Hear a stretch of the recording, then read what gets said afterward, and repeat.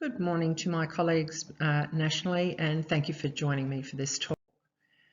We acknowledge this land that we meet on today as the traditional lands for the Kaurna people, and that we respect their spiritual relationship with the country.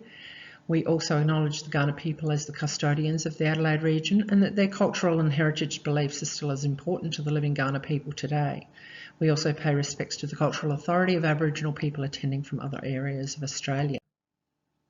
A little bit about me. I've been teaching Year 11 and 12 psychology for 17 years. I was the former Chief Assessor for the subject. I've worked in the School of Education at the Adelaide University for 15 years teaching psychology curriculum to pre-service teachers. I'm currently working with Uni SA as a tutor and a pre-service teacher supervisor. I've also worked in many national and state contexts working on psychology curriculum. Last year I opened my own business, Link Education Professionals, and we specialise in resources and PD for psychology teachers. So I teach Indigenous psychology, and I felt at the heart of it that reconciliation starts with dialogue, education and understanding. We actually have two new specific descriptors in the Australian Professional Standards for Teachers that are to do with reconciliation, and so I thought it was important to include this as part of my course last year. This year there are new topics that have been arranged with the SACE Board, and Indigenous psychology has been explicitly included as an option topic in Year 11. So that adds further weight to my inclusion of it last year. My first step was to explore the resources that were out there, and I felt that I really wanted to have an authentic voice from Aboriginal and Torres Strait Islander peoples wherever possible. So I went out looking for those authentic voices in this space. I got to meet Rosemary Wanganeen. She's worked on some brilliant work, 30 years of work looking at Aboriginal loss and grief, has been part of many documentaries, including Living Black, and is currently studying her Masters of Philosophy at the University of Adelaide. During our first meeting, Rosemary explained to me her 7 phases to integrating loss and grief model, and one of the descriptors in phase 7, which is in the future to reform and to reconciliation, was that she wanted to create a primary and high school curriculum. So I knew I had somebody who'd thought these issues through, and again, from the authentic voice of someone who had experienced the stolen generation herself, who'd lost her Kaurna identity and was rediscovering it, and was doing postgraduate research on the model that she created through her work on griefology.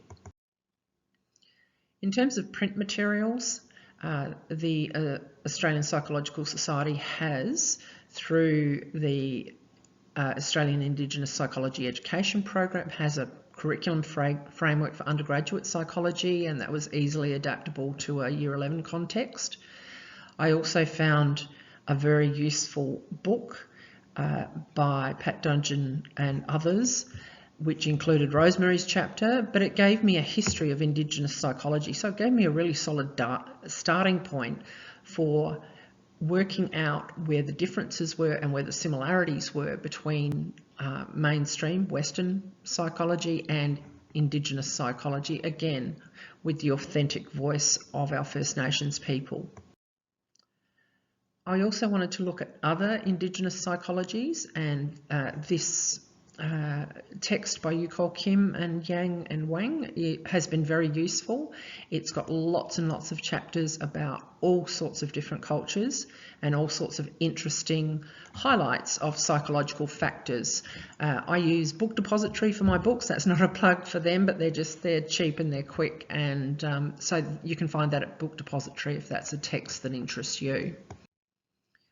So step 2, after I'd gathered these resources and refined or processed which bits I wanted to include in my course, the next step was to actually construct that curriculum at a Year 11 level.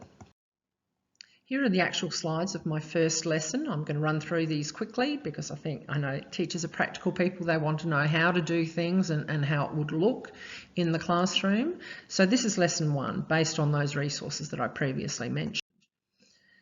So we start with this. What's wrong with this statement? When non-Indigenous Australians say, I don't know any Aborigines, I've never met one. This statement's wrong on many levels. And what do you think?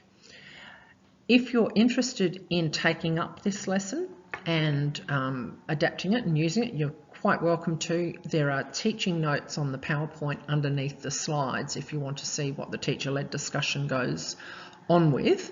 So this just opens up the floor on a very common phrase that non-Indigenous Australians say, is that they don't know any Aboriginal people.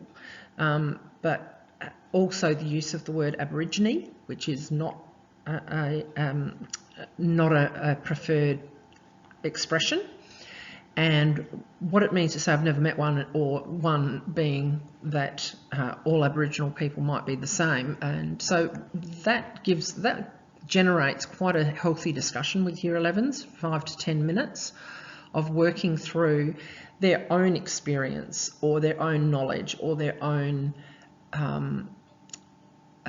experiences, I guess, with Aboriginal people.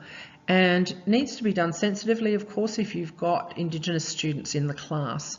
Before I started this lesson, I approached my Indigenous students and asked them if they'd like to have a particular voice in the class, or if they just wanted to sit back and take part in the lessons as per normal, and that's what they chose to do. They didn't want to be particularly highlighted as spokespeople for their communities, but they were very welcome to, and I did talk to them about how rich that would make the discussion if they brought that to class discussions from their own experience. But it certainly was not, they were not made to feel like token spokespeople for Aboriginal people. I told them where the curriculum came from. We talked about why we acknowledge land and traditional owners. Of course, we used the Tyndale map and opened up a discussion about geopolitical borders and what it means to draw an Aboriginal map of Australia rather than our Western or the British map, which is based on political ideas, and talk about the different languages. And of course, you can drill into the local communities around your particular area where you teach. So we drilled down into the South Australian, the local communities here, obviously the Kaurna people in Adelaide, but other language groups who live in and around Adelaide. As I said, we used this text as the basis for the course because it gave a good comparative starting point between Western and Indigenous psychology. Very well written, very readable, even for Year 11 level. I started at the end. I started with, as I started this talk, why do we need to work on reconciliation? Why do we need to know it as a process? So I won't read the slides out to you, but we did talk about the need to enhance our skills and to learn more about reconciliation and to look at how healing can occur with our Aboriginal and Torres Strait Islander peoples through educating ourselves as non-Indigenous teachers and in real life as non-Indigenous people. We talked about why the United Nations would have to have a Declaration of Rights for Indigenous peoples. The students were quite sophisticated in their understanding of special groups within the United Nations, because we talked about why isn't it just the rights of all people? Why would you need to have a specific charter that talked about the rights of Indigenous people? And I've highlighted a couple of things there in yellow on the right hand side that were pertaining to Indigenous cultures, specifically with reference to psychology. But you can see, if you get the chance to read through those dot points, there's quite a bit of background to this resolution that includes psychological factors like self-determination. So again, this is just pulling snippets out of the reading. The students were given the document and given chunks of reading during each lesson. We started with the first section, which is on human evolution, and I'm sure many of you are aware of the use or the misuse of Darwinism against our Aboriginal peoples during the first settlers, even though it's retrospective because Darwin hadn't written his work at the stage that our first fleets came out to Australia, but it was still important for them to understand that Aboriginal people were treated as second-class citizens right from the word go, right from the first fleets arriving in Australia. Our curriculum is based on a biopsychosocial model, so we came at it from that point of view of looking at different factors that lead to misunderstanding of Indigenous culture. Again, this is just exploring, and you can go through these slides at your leisure, or I'll make the PowerPoint available. So it's putting the Indigenous psychology topic into the structure of our South Australian curriculum, which is based on biopsychosocial. So this first lesson ended with a reflection on what were the things, obviously, the biological things that were used as weapons against our Indigenous population when the first fleet arrived, and where did that come from psychologically and socially in terms of how the British treated them and how the British people who came to the country misunderstood their own internal culture and mechanisms within their own community. Here's what I'd like to share with you as my take on what are the implications for teaching in Indigenous psychology in the SACE or in any of your curricula around the country. I made my first course quite specifically on Indigenous cultures. The students I've got this year want to include other Indigenous cultures that come from the Kim book. They're particularly interested, I don't know why, but in Hawaii, and because the story of invasion and settlement and the destructuring of local culture is present in so many stories. Present in Hawaii, obviously, in Vietnam, New Zealand. You could look at so many different cultures and look at the same issues that come up with our own population. I feel like at point number 2, you need to start with the Indigenous psychology and not teach Indigenous psychology through the lens of Western psychology, to teach it from the authentic voices. That's why it's important to make links with local AITSL groups or educators.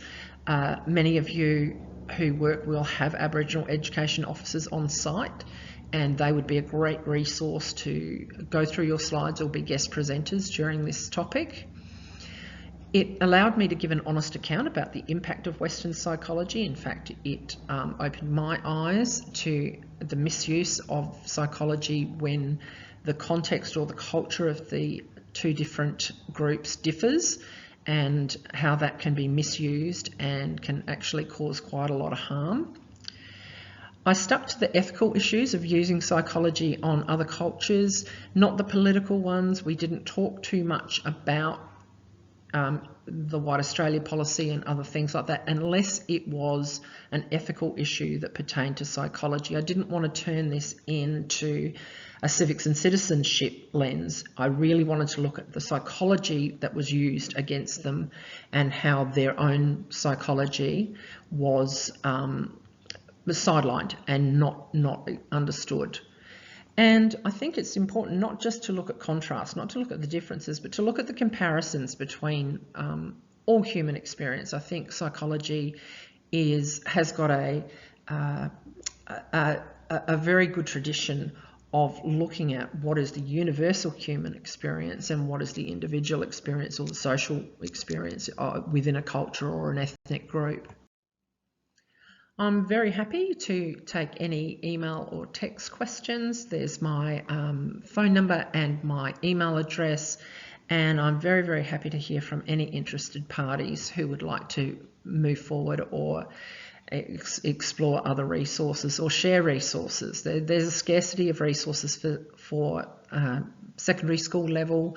So I'm happy to share and also to be shared with. So thank you very much for your presence here today, and I'd love to hear from you. Bye.